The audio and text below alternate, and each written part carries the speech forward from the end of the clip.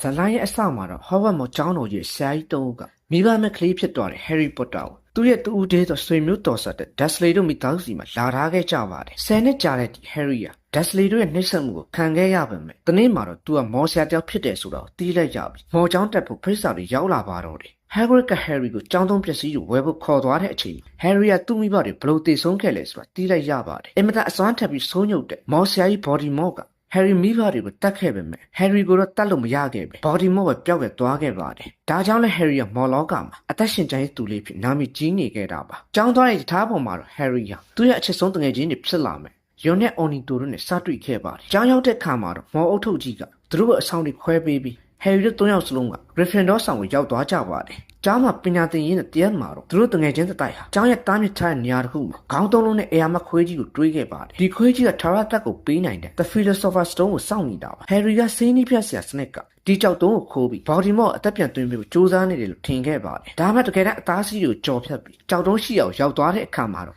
တကက်တည်းခန့်ကသူတို့ထင်ထားတဲ့ Snape မဟုတ်လူအေးလေးလို့ထင်ရတယ်ဆရာကူရဲ့ဖြစ်နေပါတယ်ကူရဲ့ခေါင်းပေါင်းအောက်မှာ Voldemort ရဲ့မျက်နှာကပ်ပါနေတာပါ Voldemort Harry ကိုကြောက်တုံးပေးဖို့ဖျားယောင်းပေမဲ့ Harry ကညှင်းဆန်ခဲ့ပါတယ်။ကွေရဲ့ Harry ကိုတတ်ဖို့ကြိုးစားပေမဲ့ Harry ရဲ့အသားနဲ့ထိမိတာနဲ့ကွေရဲ့အသားတွေကလောင်ကျွမ်းပြီးပြာဖြစ်သွားပါတယ်။ဒါ Harry မဲသူ့တက်ပေးဆက်သွားတယ်။မြစ်တာတရားရဲ့ကာကွယ်မှုကြောင့်ပါ။နောက်ဆုံးမှာတော့ Dumbledore ကကြောက်တုံးကိုဖျက်ဆီးပစ်လိုက်ပြီး Harry တို့တငယ်ချင်းတိုက်ရဲရင်မှုကြောင့် Gryffindor ဆောင်ဖလားကိုရရှိသွားခဲ့ပါတယ်။ Harry ကနွေရာသီကျောင်းပိတ်ရက်မှာ Dursley တို့စီပြန်သွားပေမဲ့သူ့တက်တကယ် insist က Hogwarts မော်ကျောင်းတော်ကြီးပဲဖြစ်သွားတယ်။